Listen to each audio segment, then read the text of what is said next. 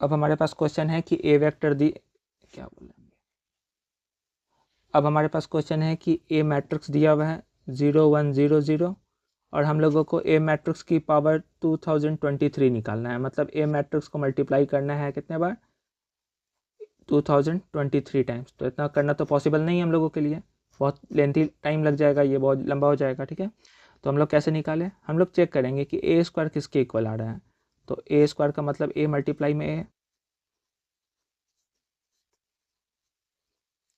अब इसको मल्टीप्लाई मैं करता हूँ तो फर्स्ट रो को फर्स्ट कॉलम से, तो ये हो जाएगा 0 0 और ये भी 0, ये 0 और 0 जोड़ने पर 0, फिर से 0 और सेकेंड रो को सेकेंड कॉलम से करेंगे तो 0 + 0 यानी कि 0, यानी कि ये आ गया 0 मैट्रिक्स। ठीक है, तो हम लोगों को मालूम चल गया ए स्क्वायर 0 मैट्रिक्स के इक्वल है और ए स्क्वायर मैट्रिक्स है, ये बात भी ध्यान रखना है। ठीक है, तो हम लोगों को निकालना है ए की पावर 2023, तो मैं इसे लिखता हूँ ए स्क्वायर की पावर 1011, क्योंकि 1011 को 2 से मल्टीप्लाई करेंगे तो 2022 हो जाएगा और मल्टीप्लाई में ए, यहाँ पावर 1 है तो फिर ये हो जाएगा 2022 और फिर ये 1 जुड़ के हो जाएगा फिर 2023।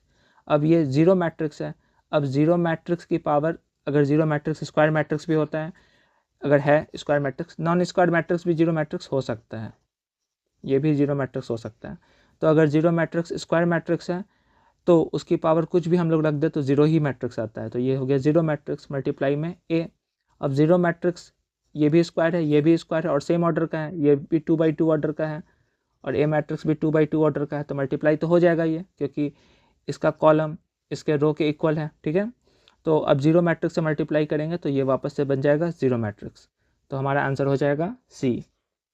इसको हम लोग लिख सकते हैं 0 0 0 0, क्योंकि 2/2 ऑर्डर का ही आएगा, तो आंसर हो गया सी।